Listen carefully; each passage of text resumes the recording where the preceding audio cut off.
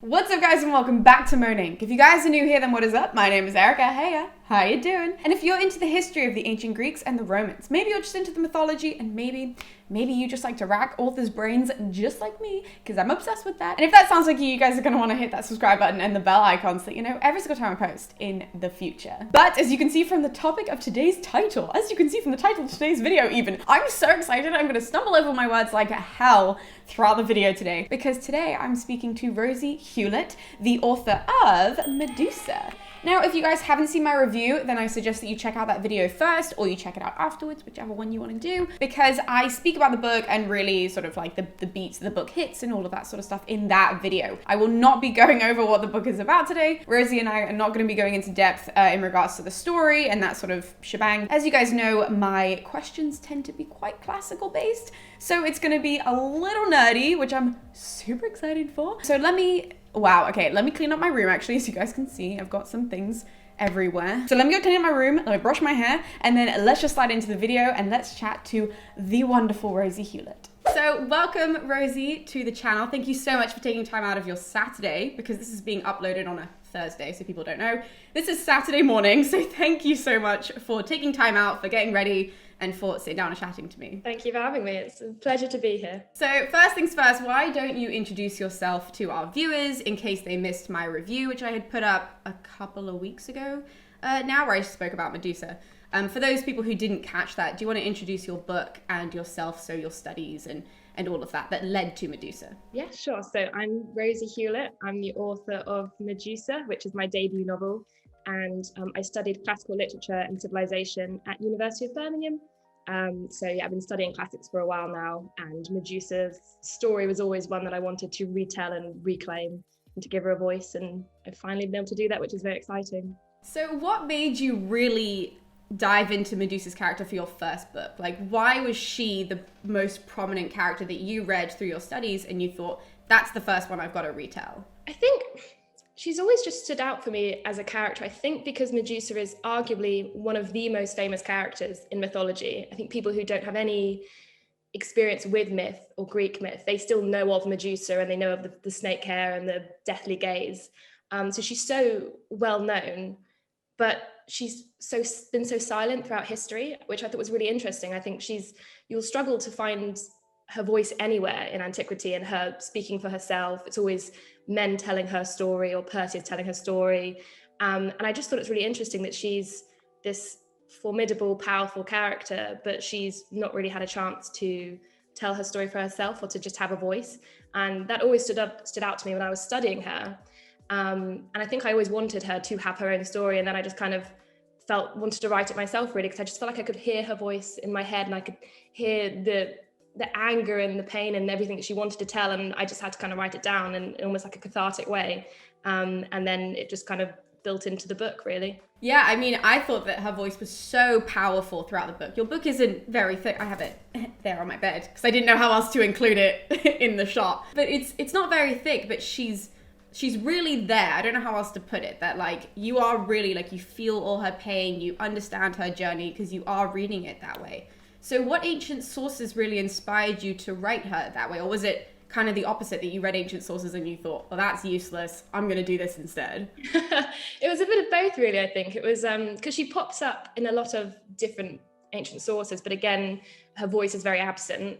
Ovid was the first one to sort of give her a proper backstory about, she was beautiful and then Poseidon came along and seduced her and she was punished by Athena and all that. But so I did lean into Ovid's metamorphosis, but again, it was that idea in my novel Medusa, she's talking to the modern world from today in the underworld. So she's aware of all the reception of her character.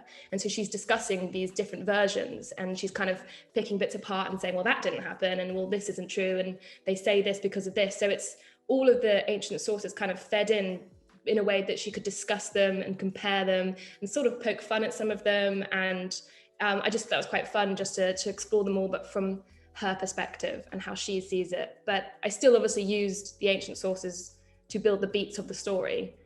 So the ancient story is still there, but then kind of weaved around it with Medusa's own voice and finding her own version of the story to empower her. Yeah, I loved that it was done in hindsight. I think that was like my favorite part of the book, that she's very mature when she's talking about it. So even though she describes these very emotional scenes, it's done with maturity. Like, there's no other way to put it, that she's very level-headed, and she goes, this is what I was feeling at the time, but this is how I interpret it now.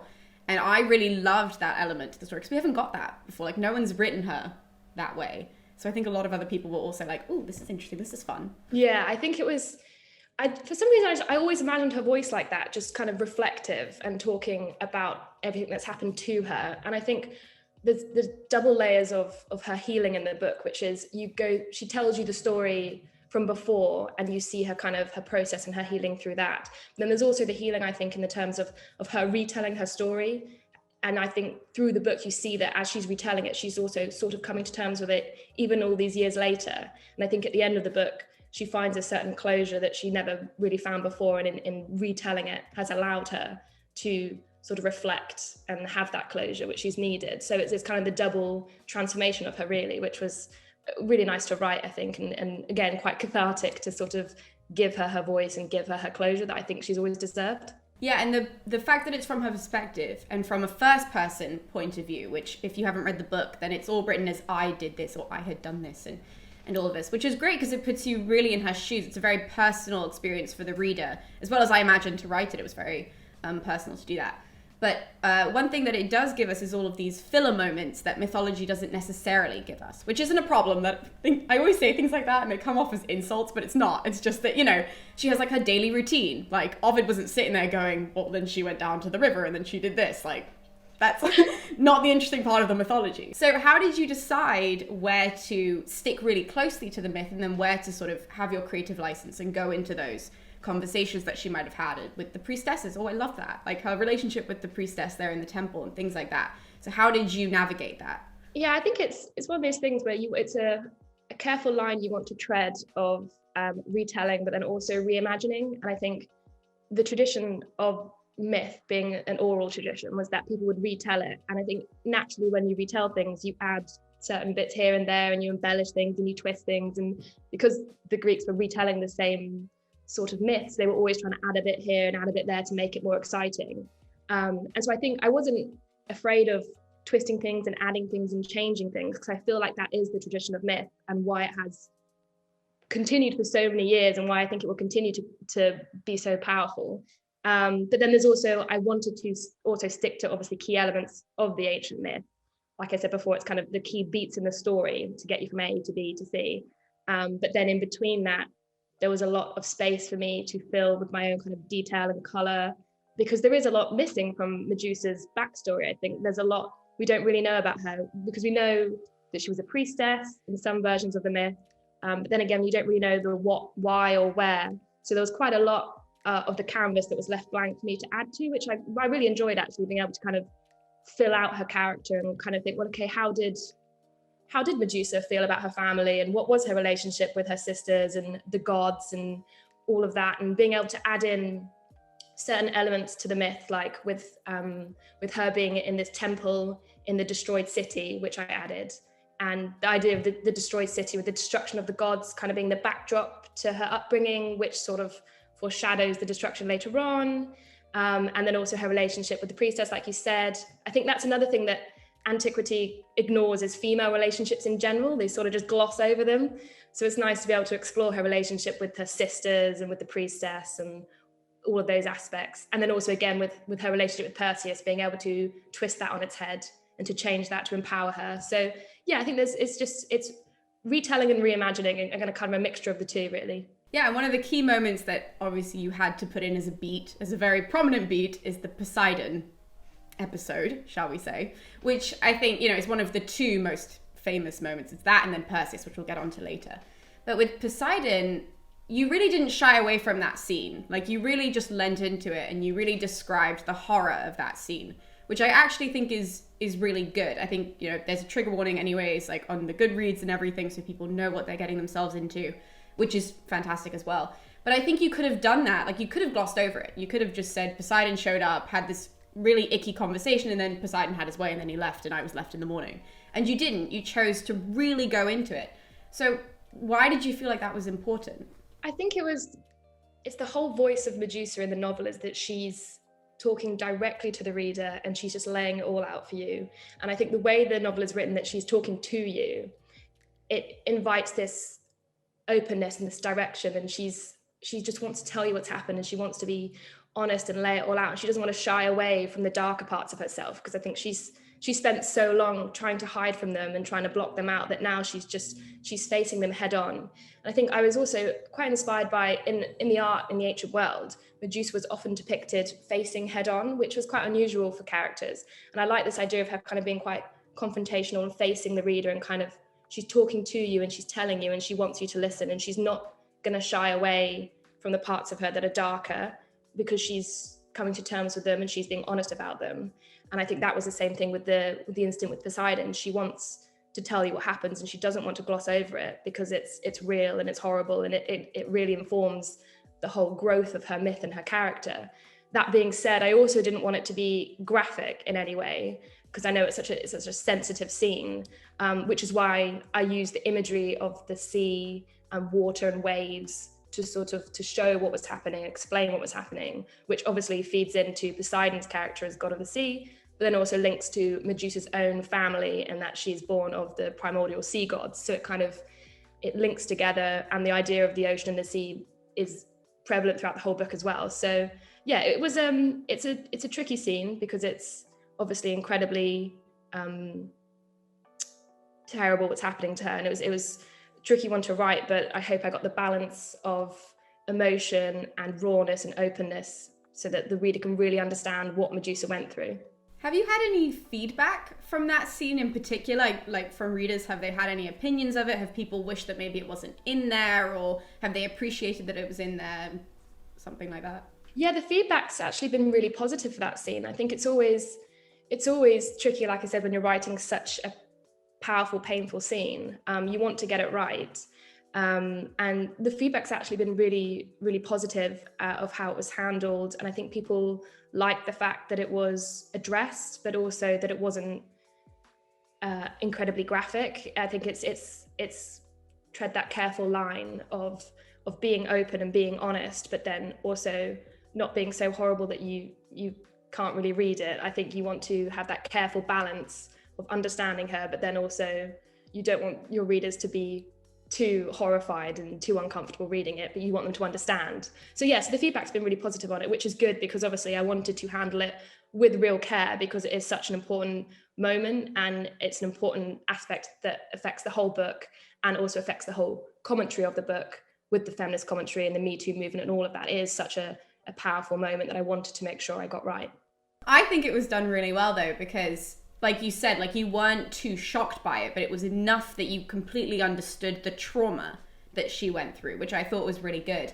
But it didn't make me want to like put down the book and like take a moment. It wasn't like that much to it. And also because, you know, like you said, I think also with the ancient world, they will have that one line, which is just, and then Poseidon did this. And so you kind of know, but then the ancient source is like, well, now we're going to move on with the rest of the story, where you do kind of want even them to like, well, give me a little bit more there. Like, I think it's so normalized. It's like, and then he had his way with her, moving on. And it's like, well, that technically that's not okay. You're like, hold on, stop. Perseus' mum, Danae, when it's like, oh, and Zeus turned into golden rain. And it's like, was this consensual? Like, you're making it sound romantic with the golden rain, but I don't think this is okay. That is my favorite transformation though, because when I read that for the first time, I was like, oh, like a literal rain of, oh, that's it? That's what he did? The second part to the Poseidon question, because I have like a lot of feed off of questions for that. But the second one for the Poseidon one is really, you accentuated her age. And so it's really more so about a modern perspective of the Poseidon scene, because you said, you didn't explicitly say she was 17. You said that she was 17 summers or something like that, I think was the exact quote. So she's 17 years old when this happens. And Poseidon walks in and he calls her a child, which again, there's nothing wrong with that, because he's like a zillion years old. So she is a literal child to him. But that's a modern perspective of what adulthood and childhood is, that she's 17, so she's under 18, she's underage, and this awful thing happens to her. So why did you feel like that was a moment where you were going to put that voice in for the reader to understand more so a situation, rather than keep it to, well, the ancient world, you know, you would have been an adult at like 11, let's say. She was ancient by then.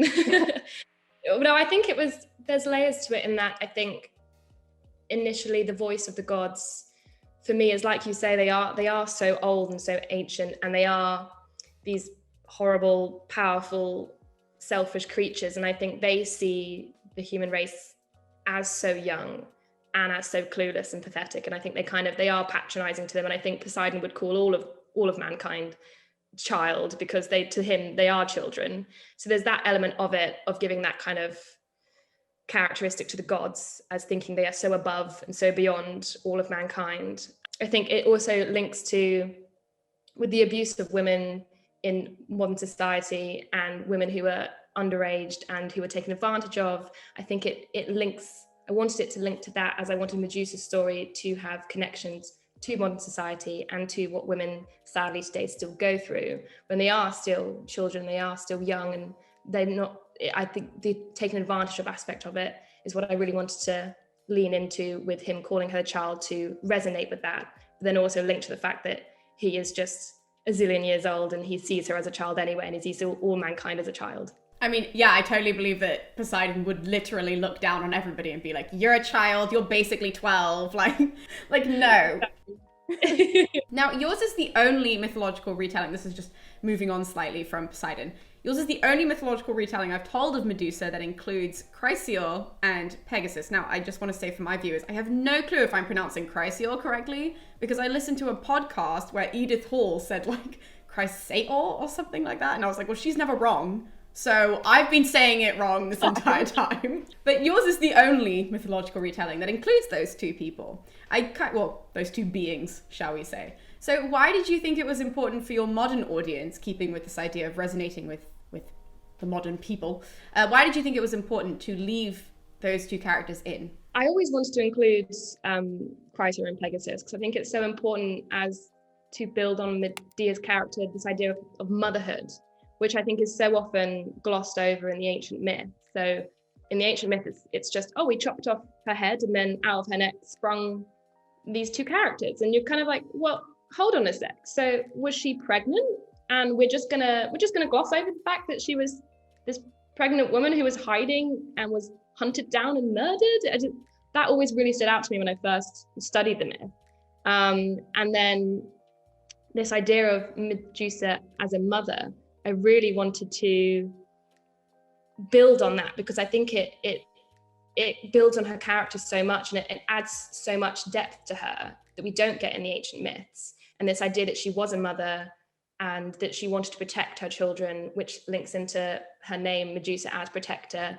And this idea that I wanted to find a way to empower her through her death, because obviously there's so much of her myth that is quite sad and depressing, and she's knocked down a lot. So I wanted the reader to still feel empowered by the end of the story. And I felt like through Medusa's children and through her giving birth, that was a way to empower her. Because in the ancient myth, when her head's chopped off and then the children are born, that just completely takes away her agency as a woman. And it gives Perseus the power of basically giving birth to the children, because it's his action that makes them come into being. So I wanted to take that back and do the traditional childbirth and give Medusa the agency and the power that she wanted her children. She had her children and she wanted to protect them, and that's what she did.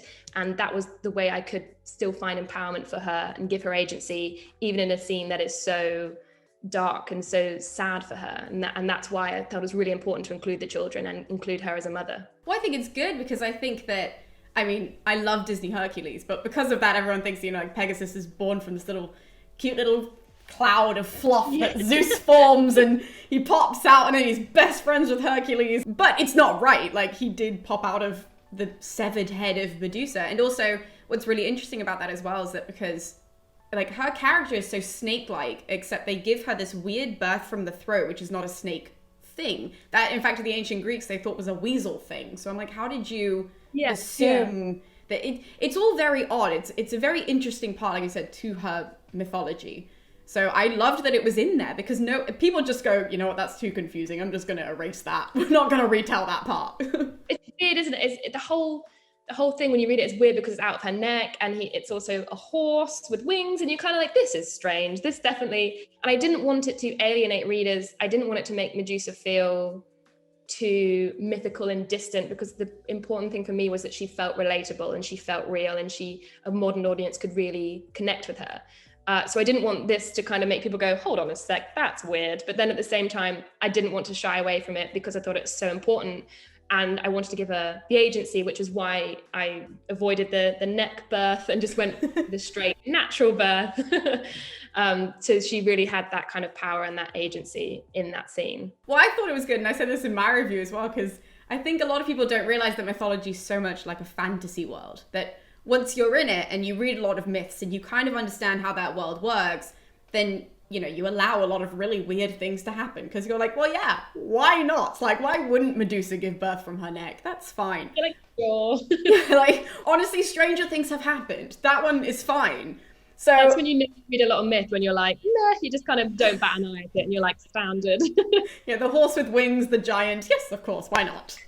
But a lot of people don't, because they don't read a lot of myths, especially don't read a lot of the ancient myths, that I think something like that would have stood out too much. Like, just having them come out from the neck, people would be like, whoa, this came out of left field. Like, how does that happen? So I think by you giving Medusa this natural birth, this one that most people can read and be like, yeah, that's exactly how babies come into the world, that I think that did help with the relatable aspect to your book and to her myth, which I think was done really well. Thank you. I'm glad you think so.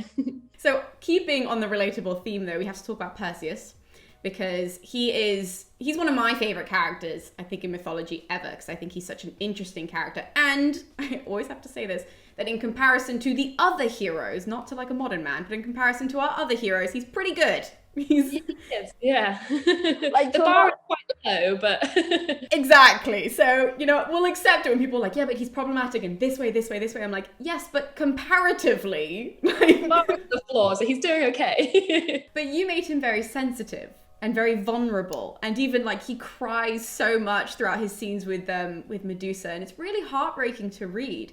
So why was that the side of Perseus that you really wanted to draw out? This very vulnerable, but not weak, but just like this very open version of his character. Yeah, through Perseus, I really wanted to explore ideas of toxic masculinity and expectation of men. And I wanted him to be this sensitive, caring character who by higher powers is forced to do something he doesn't want to do, because by the end of the book, he doesn't want to kill Medusa. And it's this idea of men having to adhere to doing things that are seen as masculine and doing things that are seen as, that's what men do. And I wanted Perseus to be a character that he doesn't want to do that, and it almost destroys him to have to do that, which echoes again to modern society of expectation of men to have to be a certain way to be a man, and how that can be a really damaging thing. So that's one aspect of what I wanted to explore through Perseus. There's also, I think in general, his backstory does lean into him being a more caring, sensitive man, because he is the child of Danae, who we discussed before with Zeus and the Golden Rain. So he's a child of a non-consensual relationship, I would argue. Also, she has a pretty terrible dad. So it's a woman who's been abused. She raises him by herself, and he wants to protect her, and it's from a predatory man. Protecting her from a predatory man is why he goes on this mission to get Medusa's head. So all of that kind of links into Perseus being a more sensitive man and understanding women, and also understanding when he meets Medusa what she's been through. And it was also important to me that I didn't just flip the characters on their head and have Medusa as the good guy and Perseus as the bad guy. I wanted to have this grey area in between the two, where neither are entirely good, neither are entirely bad, and it's in that grey area where they create this connection together, which I think was really interesting to explore, and added a new dynamic to both characters for me. Yeah, that's something that I think is really important though, because I think there's this misconception of Perseus being the bad guy, like you said, that people want to read a myth and see the good, the bad, and a lot with Medusa's myth especially, and I see this on TikTok all the time, that it's Perseus is the bad guy that showed up and chopped off her head, and then he brought it back and he was, holding it up and all of this.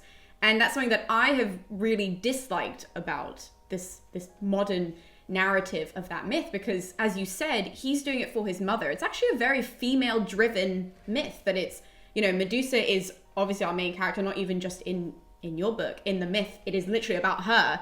And then Perseus is only doing this thing because he's trying to protect his mother, as you said. Like, he's just doing that for her. And the goddess who's making him do it is Athena. So it's all these women who are playing a part, and Perseus is really this pawn in the middle of it. And then Hermes, yeah, he does show up and he's like, hey, you could probably use this backpack and this thing. So great. But it's very female oriented. So I love that really came out in your book, and that in that sort of a way, you're just drawing attention to it. You're not necessarily retelling that element of it. It's just placing emphasis on it. Yes, definitely. I think there are so many fascinating, incredible female characters in myth. It wasn't that they just ignored women altogether. They are there. It's just now kind of pushing more emphasis on them and giving them more of a voice, and kind of highlighting them and how fascinating and interesting they were, and how much depth they had, and being able to reclaim their voices as well, I think from a female perspective, because they were always written by men before. And so I think having women be able to rewrite them and kind of bring new ideas to them is so exciting at the moment, to have all these new myth retellings coming out from all these women's perspectives. I'm absolutely loving it. Well, especially because you said it's just like the women were there, and I do say that a lot on my channel, that it's like we have these incredible women who, like, a lot of them are not just sex objects as well. Like, we have Atalanta, for example. Like, she's a fantastic warrior. We've got Penthesilea, who is literally a warrior. Like, we have all these really strong women who are in myth, but they're just not focused on. And it's probably because there are all these male writers. They didn't know how to write a woman correctly. So they were like, we're just gonna not. Like, that sounds really hard.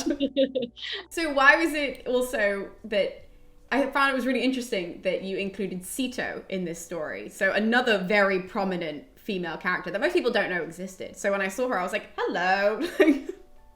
Like, because I read the book before I knew you had studied classics. I then Googled you and was like, there it is. But with Ceto in the book, I was like, this is someone who knows what they're talking about, because Ceto's never mentioned. She's never mentioned. And she's like, she's literally the mother of all of the monsters in mythology. Badass. She's a total badass.